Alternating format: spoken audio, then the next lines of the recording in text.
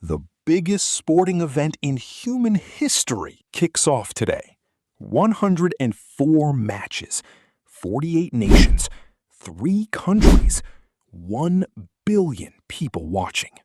And before a single ball is kicked, a Somali referee is sent home from Miami airport.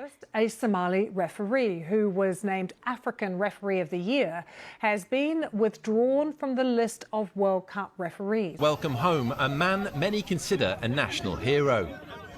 Referee Omar Attan returned to Somalia after being denied entry to the United States. Iran's coaching staff are stranded in Mexico, and fans from dozens of countries are asking, can I even get in? The 2026 FIFA World Cup was supposed to be football's great expansion. More teams, more games, more of the world included. So why does it feel like the world is being kept out? That's what we're unpacking today. I'm Alex. And I'm Sara. Welcome to the Exchange Show.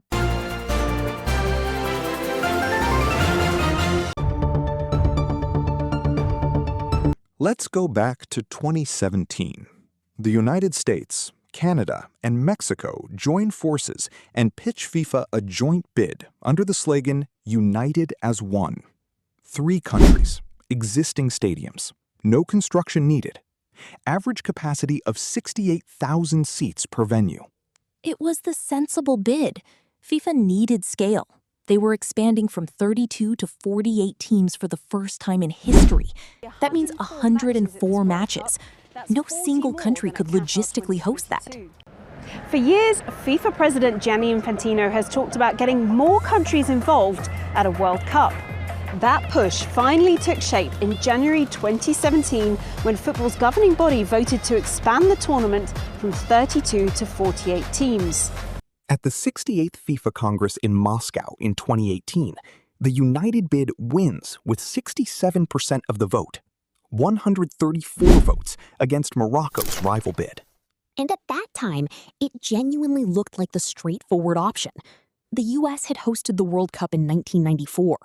The stadiums were ready. The infrastructure existed. Then Donald Trump returned to the White House in January 2025, and everything that seemed straightforward became complicated. Because this was always going to be his World Cup. He actually said in 2018, when the US won the bid, I won't be here.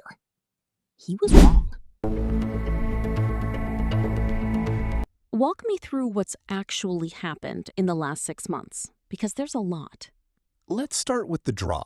December 2025, Washington, D.C. Iran boycotts it entirely. The Federation president, Mehdi Taj, can't get a U.S. visa. Iran describes it as, quote, political interference in sport in its worst form. That's the head of a national football federation, who also sits on 2 FIFA committees, being denied entry to a draw ceremony. Then, in the weeks before the tournament opens, a visa freeze on applications from 75 countries is confirmed via an internal State Department memo. FIFA had promised in its 2017 bid documents that visa processing would be applied in a, quote, non-discriminatory manner. FIFA's position? Infantino has met Trump multiple times at the White House. He attended the inauguration. He said, and this is real, that he might explore a FIFA coin with Trump. He told reporters this week that FIFA, quote, cannot control governments. Which is technically true, but FIFA chose this host. FIFA signed the contract. FIFA made the promises. And the most striking case, Omar Artan, one of FIFA's 52 selected World Cup referees, a Somali national, turned away at Miami airport and sent home. The U.S. Department of Homeland Security says he was, quote, determined to be inadmissible due to vetting concerns. He flew back to Mogadishu to a hero's welcome, but he will not be officiating at this World Cup. It's not just the Somali referee. Let's map the scale of this. Iraq's forward Ayman Hussein detained for hours at Chicago O'Hare. His team photographer held for more than 10 hours and then denied entry altogether. Ayman Hussein arrived at O'Hare Airport Friday ahead of the team's tune-up match against Venezuela in Bridgeview on Tuesday. According to Reuters, Hussein was held for almost 7 hours and had his phone inspected before he was ultimately allowed into the country.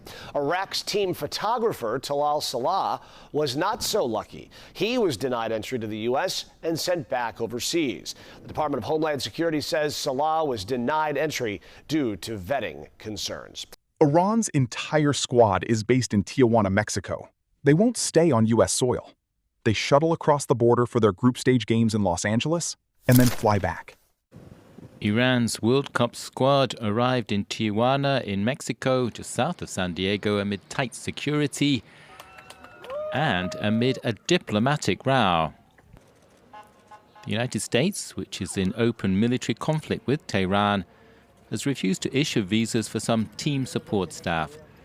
The U.S. government's response: we will not allow the Iranian team to abuse this system to sneak terrorists into the United States under false pretenses. That's a direct quote from a U.S. administration official about a football squad. The Senegal squad faced invasive security screenings. Belgium players went through severe inspection on arrival. Reports of Uzbekistan delegation members detained at entry points. And for fans, it's even harder. Supporters from Iran and Haiti have been effectively barred. 90 human rights organizations wrote to FIFA calling for a massive rethink. The UN Human Rights Commissioner called for urgent reform. U.S. President Donald Trump, his wife, and members of his cabinet came too. Infantino admitted that the heat had been an issue for players and possibly fans, with matches held midday in sweltering temperatures to accommodate fans watching abroad. Harder to gauge, the impact of U.S. immigration policies, including new international travel restrictions and an ongoing crackdown on illegal immigration that has impacted even some non-citizens in the country legally. Scientists from Queen's University Belfast had already warned that heat stress in several U.S. host cities could exceed Qatar 2022 levels. Football and a furnace. There are 11 host cities across the United States, 40 degrees Celsius, and that they can hover around 50 degrees Celsius. Ticket prices for the final reached $10,990 on the official platform. And a limited batch of $60 tickets was released under pressure. The most expensive, hottest, most surveilled World Cup in history, and one where not everyone can get in. Okay, let's ask the harder question. Why did FIFA put itself here? Because FIFA is not just a sports body anymore. Look at the pattern since 2018. Russia, Qatar, now the US, Saudi Arabia in 2034. Each host nation has specific political utility for FIFA's leadership. Saudi Arabia was literally handed the 2034 bid uncontested. Just 81 minutes after FIFA opened the bidding, Saudi Arabia declared its candidacy. No rival bid ever materialized.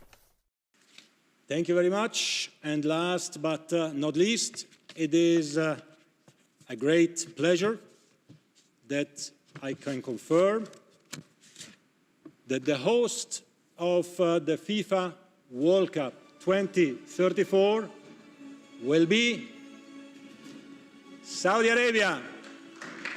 Mabruk. Mabruk to our friends in Riyadh. Saudi Arabia's public investment fund has poured hundreds of millions into FIFA sponsorships. They own Newcastle United in the English Premier League. Cristiano Ronaldo plays in Riyadh. And they were at a White House event 6 months ago alongside Trump administration officials, with Ronaldo in the room. Qatar got the 2022 World Cup and is now supplying the U.S. president with a $400 million aircraft. President Trump says the U.S. government is poised to accept an airplane from Qatar valued at nearly $400 million. He explained on social media the Defense Department is getting a gift, free of charge, of a 747 aircraft to replace the 40-year-old Air Force One. The Trump family has active golf resort business with a Qatari government-owned company. A June 2023 investigation by journalist Anders Den in the Norwegian magazine Josemar found that Infantino's public images featured authoritarian-leaning leaders at nearly 3 times the rate of democratic ones. FIFA calls this bringing everyone to the table.